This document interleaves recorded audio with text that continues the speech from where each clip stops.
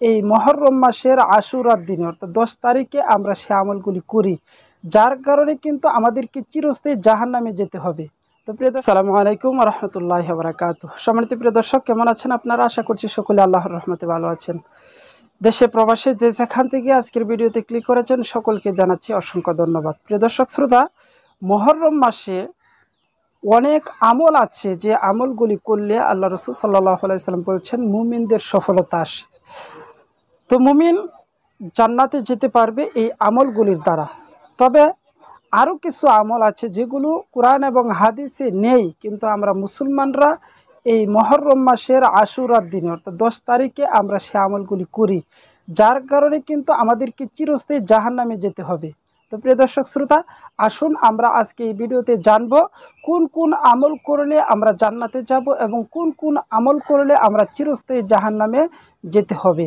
তো প্রিয় দর্শক শ্রোতা, যারা আমাদের এই চ্যানেলে নতুন দর্শক অবশ্যই চ্যানেলটি সাবস্ক্রাইব করবেন, আর যারা ইতিমধ্যে সাবস্ক্রাইব করেছেন সকলকে জানাচ্ছি অসংখ্য ধন্যবাদ। প্রিয় দর্শক শ্রোতা, রাসূলুল্লাহ সাল্লাল্লাহু আলাইহি ওয়াসাল্লাম বলেছেন যে আফজালুস সিয়ামু বা'দা রমাদান শাহরুল্লাহিল মুহররম, অর্থাৎ মুহররম মাসের সিয়াম হচ্ছে আল্লাহ তাআলার নিকট রমজানের পরে সবচেয়ে প্রিয় রোজা। সুবহানাল্লাহ।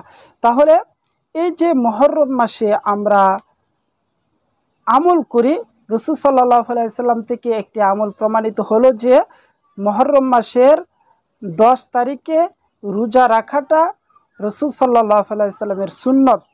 এই দিন রাসূল সাল্লাল্লাহু আলাইহি সাল্লাম রোজা রেখেছেন এবং সাহাবা একরামদেরকেও রোজা রাখার নির্দেশ দিয়েছেন।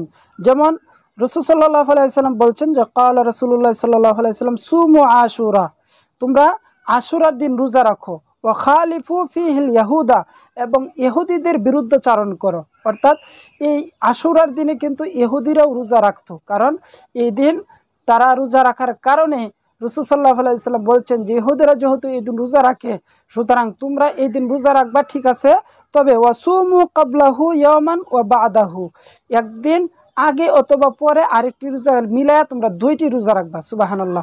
তাহলে রাসূল সাল্লাল্লাহু আলাইহি সাল্লাম থেকে কি বুঝলাম যে আল্লাহ তাআলার নিকট সবচেয়ে রমজানের পরে সবচেয়ে প্রিয় রোজা হচ্ছে এই মুহররম মাসের, এবং রাসূল সাল্লাল্লাহু আলাইহি সাল্লাম পরবর্তীতে জানিয়ে দিয়েছেন যে একটা রোজা এই মুহররম মাসের রোজার সাথে বাড়ায় রাখবো, অর্থাৎ 2টি রোজা আমরা পাইলাম, অর্থাৎ 9-10 অথবা 10-11, 10-এর সাথে 9 মিলায়া অথবা 11 মিলায়া 2টি রোজা আমরা রাখবো।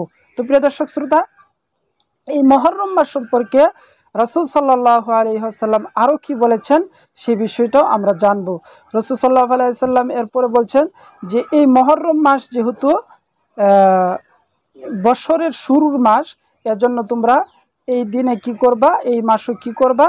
রাসূল সাল্লাল্লাহু আলাইহি ওয়াসাল্লাম বলেন ওয়াসআ আলা ইয়ালিহি ফিন নাফাকাতি ইয়াউমা আশুরা ওয়াসআ আল্লাহু আলাইহি সাইরা সানাতিহি, অর্থাৎ তোমরা এই মাস যখন আসবে তখন তোমরা আশুরা উপলক্ষে বেশি বেশি করে মুক্ত হস্তে দান করো, কেননা এই দিন যদি কেউ দান খায়রাত করে তাহলে আল্লাহ পাক রব্বুল আলামিন তার 1 বছর সচ্ছলতার মধ্য দিয়ে অতিবাহিত করাবেন। সুবহানাল্লাহ। অর্থাৎ আপনি যদি এই মাসে দান খায়রাত করেন বেশি বেশি, তাহলে সারা বছর আপনার দিনকাল ভালো কাটবে। সুবহানাল্লাহ। তো প্রিয় দর্শক শ্রোতা, এই যে কয়েকটা আমলের কথা বললাম আমরা, যে আল্লাহ তাআলার নিকট প্রিয় রোজা হচ্ছে রমজানের পরে আশুরা রোজা, এরপরে আমরা রাসূল সাল্লাল্লাহু আলাইহি সাল্লাম বলছেন তোমরা রোজা রাখো, তবে আরেকটি রোজা বাড়িয়ে রাখো। এরপর রাসূল সাল্লাল্লাহু আলাইহি সাল্লাম বলছেন এই মাসে তোমরা বেশি বেশি দান খায়রাত করো, কেননা সারা বছর তোমাদেরকে আল্লাহ তাআলা সচ্ছলতা দান করবেন। এই 3টি আমলের কথা আমরা এখানে জানতে পারলাম। তো প্রিয় দর্শক শ্রোতা, এরপরে আসুন আমরা এখন জানব যে রাসূল সাল্লাল্লাহু আলাইহি সাল্লাম সহ বিভিন্ন কিতাবাদিতে এই মুহররম মাস সম্পর্কে এমন কিছু আমল তারা উদ্ভাবন করেছেন, আবিষ্কার করেছেন, যে আমলগুলি যদি কেউ করে যেগুলো আমরা চিরস্থায়ী জাহান্নামে যেতে বাধ্য হয়ে যাব। তো প্রিয় দর্শক শ্রোতা, সেই আমলগুলির মধ্যে হচ্ছে হযরত হুসাইন রাদিয়াল্লাহু তাআলা আনহুকে নিয়ে আমরা আমাদের সমাজে অনেক মানুষকে দেখা যায় বিভিন্ন ধরনের মাতম করে, তারা তাদেরকে নিয়ে সুগ্গা থাকায় বিভিন্ন ধরনের উৎসবের আয়োজন করে।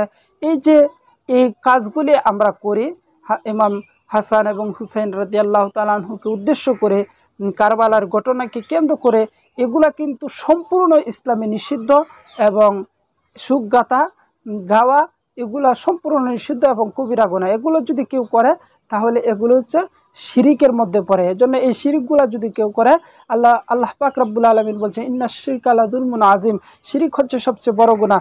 এজন্য এইসব শিরিক করলে আল্লাহ তাআলা কিন্তু আপনাদেরকে মাফ করবেন না, আপনাদেরকে চিরস্থায়ী জাহান্নামে যেতে হবে। এজন্য মুহররম মাস আমলের মাস। এই মাসে আল্লাহ তাআলাকে কিভাবে সন্তুষ্ট করা যায় সেই চিন্তা, সেই ফিকির নিয়ে আমরা সকলে আমল করব ইনশাআল্লাহ। আর বিভিন্ন ধরনের হাসান হুসেন বলে যে আমাদের সমাজের মধ্যে প্রচলিত যেই কুপ্রথা এবং কুসংস্কার আছে, এই 3টি আমলের কথা বললাম। আপনি রোজা রাখবেন, এরপরে দান খায়রাত করবেন, আল্লাহ তাআলার প্রিয় আমল বলে যে সম্বোধন করেছেন এই আমলগুলি আপনি করবেন। এর ছাড়া বাকি যত আমল আছে সবগুলো আমল গর্হিত এবং বাজে কাজ, এগুলো ইসলাম অনুমোদন করে না। এজন্য আপনি এগুলো থেকে অবশ্যই অবশ্যই বেঁচে থাকতে হবে, না হলে কিন্তু আপনাকে অবশ্যই জাহান্নামে যেতে হবে। তো প্রিয় দর্শক শ্রোতা, আসুন আমরা সকলে এই ভিডিওটা শেয়ারের মাধ্যমে প্রত্যেকটা মুসলমানকে আমরা জানিয়ে দেই যে আজকে এই মুহররম মাসের যত কুসংস্কার আছে এগুলো বর্জন করে আমরা সকলে রোজা রাখি এবং বেশি বেশি করে জিকির আজকার তাসবিহ তাহলিল আদায় করি। আর যদি একান্ত ইমাম হাসান এবং হুসাইন রাদিয়াল্লাহু তাআলা আনহুর জন্য কিছু করতে হয় তাহলে আমরা তাদের জন্য দরজা বুলন্দির জন্য আমরা দোয়া করব, কারণ তারা তো জান্নাতে যাবে এটা তো নিশ্চিত। আল্লাহ রাসূল সাল্লাল্লাহু আলাইহি ওয়াসাল্লাম বলছেন যে তারা হচ্ছে জান্নাতের সার্টিফিকেট প্রাপ্ত এবং তারা জান্নাতের যুবকদের সর্দার হবে, জান্নাতের যুবকদের সর্দার হবে, সেহেতু তারা জান্নাতে যাবে। তাদের জন্য মাতম করার কোনো দরকার নাই, তারা জান্নাতি, এটা আমরা নিশ্চিত। এজন্য তাদেরকে নিয়ে সুগাতা বা মাতম করা কোনো যুক্তিকতাই নেই। এজন্য আমরা তাদের জন্য আল্লাহ তাআলার কাছে দোয়া করব, আল্লাহ তাআলা যেন তাদের দরজাতকে আরো বাড়ায় দেয় এবং আমাদেরকে যেন তাদের পদাঙ্ক অনুসরণ করার তৌফিক দান করেন। তো প্রিয় দর্শক শ্রোতা, এই ছিল আজকের ভিডিও। ভালো থাকবেন, সুস্থ থাকবেন, দেখা হবে পরবর্তী কোনো ভিডিওতে। আল্লাহ হাফেজ।